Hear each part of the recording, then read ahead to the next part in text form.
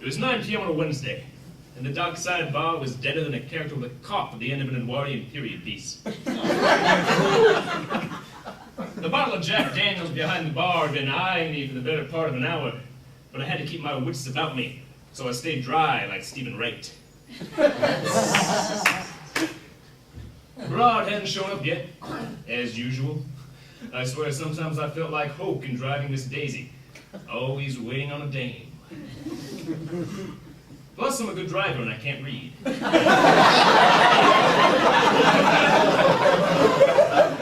bartender was an old nautical sort, grizzled as hell and saltier than Peter North's bedsheets. I was about to ask him his story when the door opened. I'd been expecting a woman, but I got a surprise. Bangkok all over again. The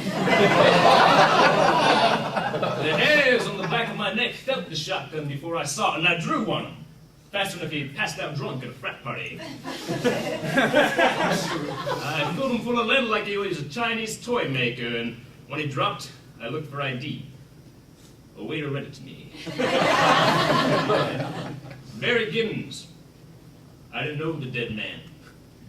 By now, the bartender was more pissed off than a bridge behind a brewery, and I could hear sirens in the distance. So I beat it, like John Kellogg's son on December 14th, 1943.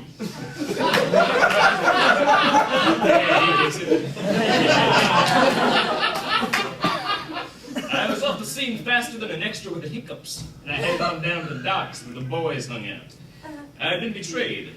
And now I was looking for someone who used to be trade, rough trade. The other boys called him Straight Jake, but he was more flexible than the name implied. He had made more compromises for the sake of a buck than Zack Schneider's Watchmen. His back end was in worse shape than the Dark Tower series by Stephen King. I heard him fart once and it sounded like Darth Vader's respirator. Still, I had to give it to him. I mean, I've been through more shit than Andy Dufresne, but Jake had been kicked around the block more times than the ball of the 2001 FIFA World Cup qualifying match between Australia and American Samoa. It was 31 times. As a result, he knew the city. He could tell you things about the criminal underbelly more esoteric than Liechtenstein law, albeit not quite as esoteric as that Kellogg reference from before. He didn't trick so much since he'd gotten that job at Walmart, but he'd still come by every so often to treat me to some information, so I staked out his old haunt, and I waited. And I waited. And I waited some more. Finally he came. Slower than a drunk wearing 2 condoms, but he got there. I wasn't disappointed, which is more than I can say about the Dark Tower series myself. It turns out this Gibbons was a regular with a taste for dark meat. To hear Jake explain it, he paid more for a black crack than Michael Richards. Yeah, once more I was in luck. He'd like to shoot his mouth off like Kurt Cobain.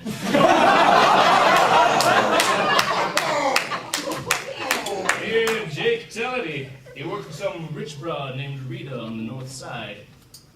Rita, my client.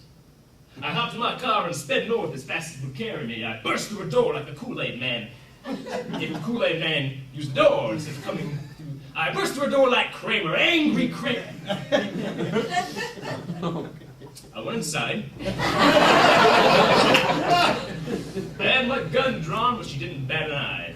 Like Blackwater, she wasn't concerned about the peace. She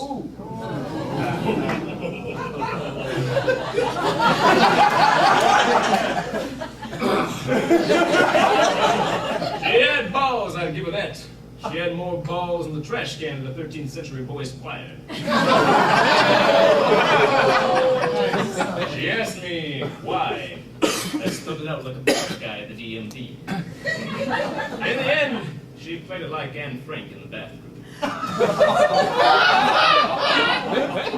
She went quiet. She almost seemed surprised to see the police station. Perhaps she thought I would kill her, but plugging dames is like pinstripes. Not my style. After they booked her, I walked around for a while and I thought about the case. Hadn't been one of my better ones. Anticlimactic. Unresolved. Like the Dark Tower series by Steve.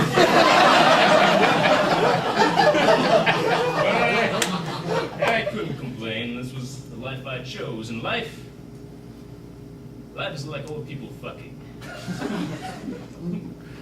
It's not always pretty, but it goes on.